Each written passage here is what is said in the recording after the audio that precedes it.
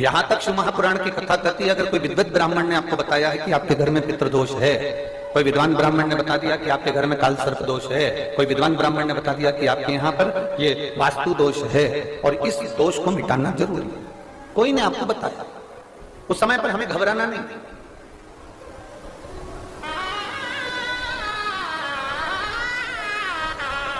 उस समय में घबराने का क्रम नहीं है। कहते हैं पीपल का जो जल झड़ता है पीपल के वृक्ष से, आप लोगों ने कभी देखा है कि नहीं देखा, वो हमको नहीं मालूम। कितना भी अगर कोई वास्तु दोष बता दिया, पितृदोष बता दिया, काल सर्प दोष बता दिया, कितना भी अगर कोई दोष बता दे, तो पीपल का जो जल वृक्ष में से झड़ता है, कभी कभी आप उसके नीचे हाथ रखकर देखना, थाली रखकर देखना, उसमें पत्थर पर देखना, तो वहां पर भी पानी के निशान आपको मिलेंगे, बूंद के निशान मिलेंगे।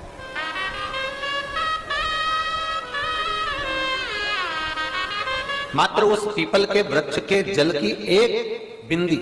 एकमात्र बिंदी, शंकर भगवान का जो शिवलिंग है, जलाधारी है, चरण है, गणेश कार्तिक का स्थान है, अशोक सुंदरी का स्थान है, और प्रत्येक जलाधारी में से पानी बीच में से आकर नीचे की ओर गिरता है, नीचे की ओर गिरता है। आप लोगों के स्मरण में हमने पहले भी बताया कि राइट में किसका स्थान है,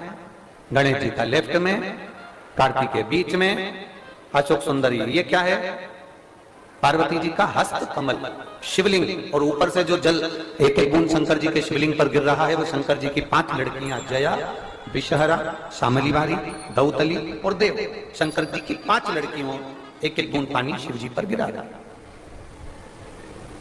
जहां जल नीचे गिरता है उस स्थान से जहां तक जल बहकर जा रहा है, उस स्थान तक 33 कोटि देवताओं का स्थान,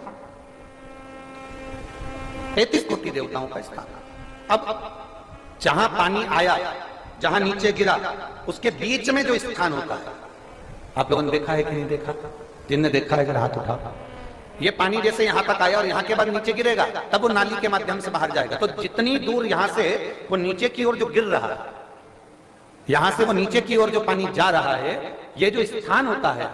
ये हमारे 3 दोषों को निवारण तुरंत कर देता है। एक हमारा पितृदोष, एक हमारा काल सर्प दोष, और एक हमारा वास्तु दोष का निवारण ये तुरंत करता है। और ये तो हमने केवल आपको शिव महापुराण के माध्यम से बताया कि ये 3 दोष का निवारण कर देता है, पर यदि कभी आप ध्यान से लिंग पुराण को पढ़ेंगे, आप यदि लिंग पुराण को पढ़ेंगे और गीता प्रेस गोरखपुर की लिंग पुराण को लाकर यदि आप पढ़ते हैं, या गीता प्रेस गोरखपुर की शिव अंक को भी आप अगर पढ़ेंगे, उसका नंबर हमारे स्मरण में नहीं आ रहा है, शिव अंक को भी अगर आप पढ़ेंगे तो उसमें भी आपको वर्णन मिलेगा कि हम तो केवल 3 दोष का बता रहे हैं, पर हमारे शास्त्र तो यहाँ पर और भी दोषों का वर्णन कर रहे हैं। जैसे किसी ने बता दिया आपको शनि का दोष है, किसी ने बता दिया मंगल का दोष है, किसी ने बता दिया आपको केतु का दोष है, किसी ने बता दिया आपको राहु का दोष है, किसी ने आपको कह दिया कि बृहस्पति का दोष है, किसी ने कह दिया आपको ये वाला दोष है। दुनिया के जितने दोष पीपल के वृक्ष के झड़ता हुआ जल की एक बूंद का स्पर्श, भले वो सूख गई हो, उसका एक स्पर्श मात्र जहां पानी नीचे की ओर गिर रहा है, उतनी परिधि, उतनी जगह के बीच में जहां से पानी गिरता है, बस उस स्थान पर अगर वो उंगली अपना नाम और गोत्र का स्मरण कर भी लगा दी जाए और एक लोटा जल चढ़ा दिया जाए, तो ये जितने दुनिया के दोष है वो अपने आप समाप्त हो ही जाते हैं। शंकर की बोल बम का नारा है। और अच्छे से समझ लो, जरा ध्यान में आ जाए आप लोगों के, नहीं तो गलत कर बैठो तो बहुत स्मरण रखिएगा। शिवलिंग जलाधारी में से पानी बहता है, नीचे की ओर जाता है। जितना मोटा शिवलिंग की ये जलाधारी होती है, उसमें से पानी जहां नीचे गिरता है, जितनी भी मोटी हो, उसमें कहीं पर भी आप बिंदी लगा सकते, कहीं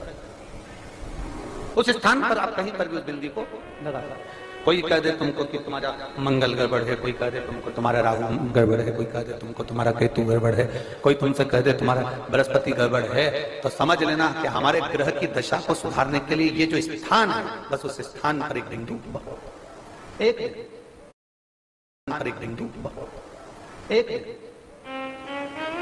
अब आज के जमाने में